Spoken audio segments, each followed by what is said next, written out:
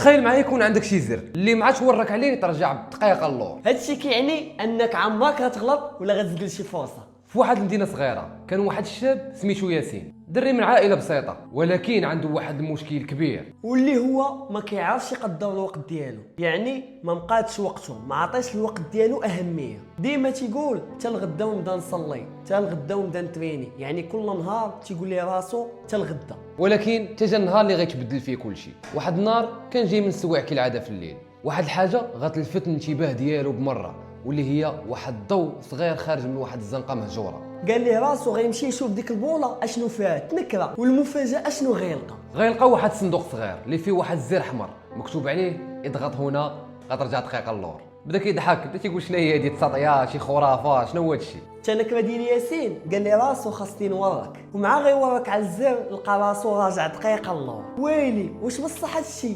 نفس الناس، نفس البلباله، نفس كل شيء. ويقول مع راسو الله على هاوته جاب لي الله، حيت هو كان عارف ان دقيقه واحده قادر يبدل بها بزاف ديال الحوايج. بدا كيستعمل داك الزر في كل مره تيغلط فيها، في كل مره كيزقل شي فرصه فيها. مثلا يتخاصم مع الام ديالو كيضغط على داك الزر كيرجع دقيقه اللور وكيعتذر في ديك الساعه. ولا واحد الشخص ما يمكنش بزاف مثالي في راسو، ولكن واحد النهار جي يستخدم داك الزر مره اخرى، المفاجاه الزر ما بقاش خدام ومكتوب ميساج نفس الميساج اللي لقاه في الاول: اسف الزر تعطل لانك تعلمت الظرف. ياسين سكت وبقى كيضحك ويقول مع راسو كنت كنظن القوه في انني نرجع الوقت، ولكن القوه الحقيقيه انني نصلح داكشي قبل ما نغلط.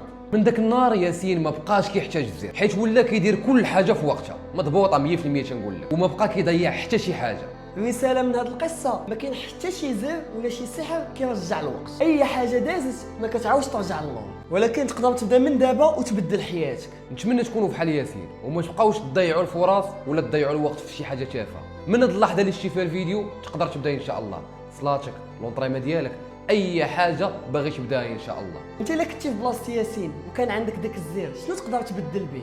وإلا عجبك الفيديو ما تنساش تخلي لنا ابوني وتخلي الموضوع اللي ندوي عليه في الفيديو الجاي. السلام عليكم، نحبكم في الله.